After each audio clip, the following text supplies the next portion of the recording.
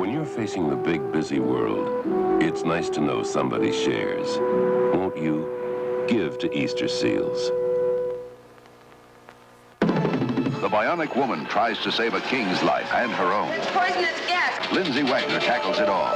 Then, a world premiere movie, Survival on Charter 220. Two planes collide, and the emergency team races to save the victims and themselves. Saturday, The Bionic Woman at 8, 7 Central, followed by Survival on Charter 220. The fresh one is here! 1 calorie Pepsi Light. La, la, la, la, la, la. The fresh one is here! 1 calorie Pepsi Light. Now Pepsi Light is sugar-free with only 1 calorie and a fresh, lemony taste that makes it the freshest tasting 1-calorie soft drink around. The fresh one is here. The fresh one is here. The fresh one. 1 calorie Pepsi Light. Only available in Arizona.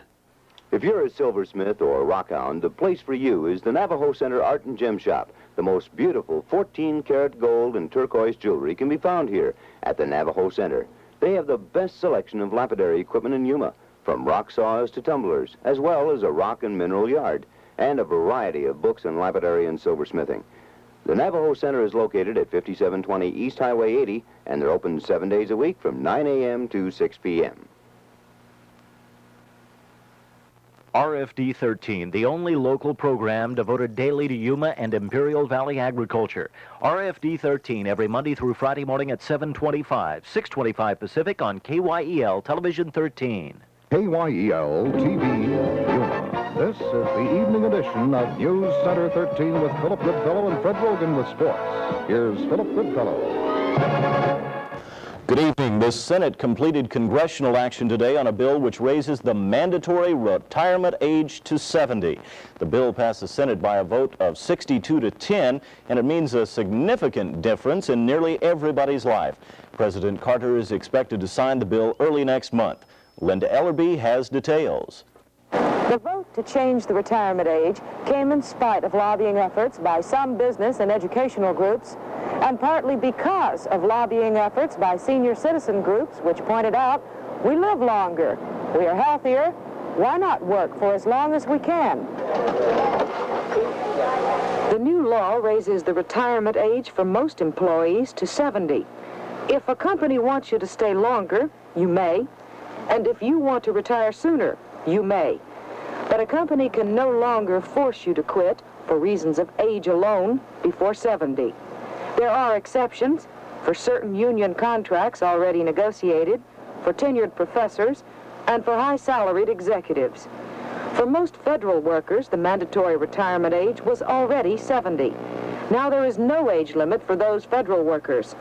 This is the first major change in the retirement age since 1884, when Bismarck, the Chancellor of Germany, wrote a pension plan and arbitrarily set the age of eligibility at 65. If Claude Pepper has his way, it won't be the last change. Pepper is the 77-year-old congressman who sponsored the new bill, and as soon as it is signed into law, he intends to introduce another bill. This one would eliminate mandatory retirement at any age. Linda Ellerby, NBC News, the Capitol. A federal grand jury in Washington has handed down a 35-count indictment against Democratic Congressman Charles Diggs, Jr. of Michigan.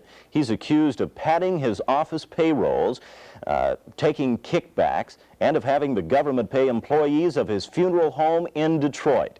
The indictment charges that Diggs defrauded the United States of more than $100,000. Diggs has been in Congress for 33 years. 1972, you watched the splitting of a Cartier diamond in a full-size Mercury Marquis. Now, they're going to risk it in a smaller Mercury Monarch with its own kind of suspension to see if this Monarch's ride is smooth and steady enough. We picked this bumpy road to make it tough. Remember, he must hit it precisely in a pre-cut groove or lose a $50,000 diamond. How did it go? Perfect. Beautiful. Mercury Monarch, priced under $4,700. Beautiful. Hey, big men, it's time your clothes measured up with style, color, interest. Clothes from a store that make you look beautiful. What store? Show 'em, Charlie. Bob Williams Menswear, downtown Indio. A store that sells the same great look in 46 extra long as 40 regular. And big men, I know how great they can look on you. Right, Charlie? Right. Bob Williams Big and Tall, downtown Indio. President Carter, though clearly discouraged by his and Prime Minister Begin's meeting, is not giving up on the Middle East. Press Secretary Jody Powell said this evening, "It's not our view that the peace process is at an end." But this morning, President Carter told senators from the Foreign Relations Committee that the future of the Middle East looks discouraging because Israel has hardened its policies. More on that from Bob Jameson. Committee members said the president was disturbed and frustrated by the events of the last 2 days. And some members left pessimistic about peace prospects, saying the Israeli leader has not shown the same flexibility as Egypt's President Sadat. We have been waiting now for weeks and weeks for that same initiative and creativity to come from Israel, and we have not yet seen it. Unless there's some more flexibility on the part of Israel, on the part of all of the parties in the Middle East, I don't see any hope for a settlement.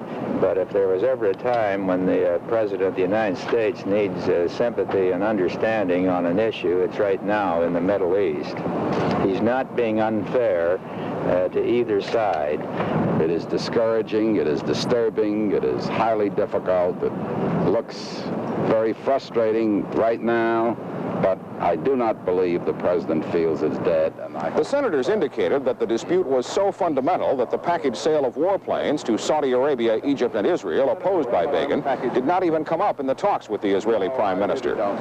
And today, the White House did not issue a statement about the meetings, normally a routine matter at the end of such visits.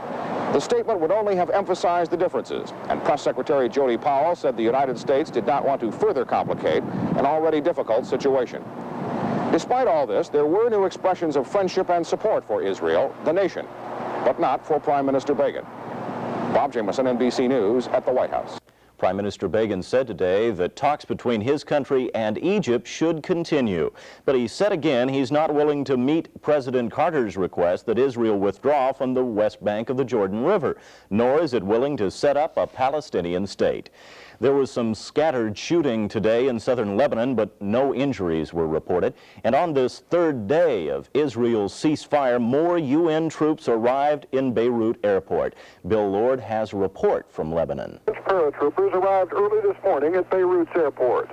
They make up an elite force of professional soldiers slated for peacekeeping duties in the south of Lebanon. They will be part of what will ultimately be a 4,000-man United Nations force. The French will use their own weapons and helicopters for patrolling the area south of the Litani River, and they believe they are facing a very difficult task.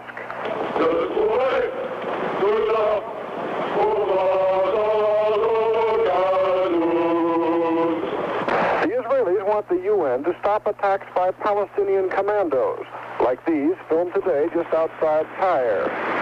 But while a fragile ceasefire appears to be taking hold in the battle zone, the Palestinians say they will continue to fight. And there are thousands of experienced, well-armed Palestinians who say they will simply go around the United Nations to conduct their guerrilla campaign.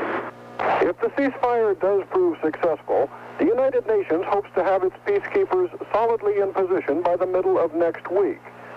They will be a welcome sight to the thousands of refugees who have fled to the north, but still not real assurance that they can go home. Bill Lord, NBC News, South Lebanon. At Person to Person Financial Center, we'll loan you a lot of money on the increased value of your home. But unlike other companies, our home equity loan gives you the choice of skipping 3 payments a year, or waiting 6 months to make your first payment, or taking over 10 years to repay. I'll take that one. Because at Person to Person, we tailor your home equity loan to your own special needs. You get your own special person for your own special needs at Person to Person Financial Center. You didn't tell me you had a Porsche. You didn't ask me. What do you think it gets on the highway in one tank full? Oh, about 500 miles. You didn't tell me you know about cars. You didn't ask me. This one has the transaxle. Does it handle like they say? You want to try it?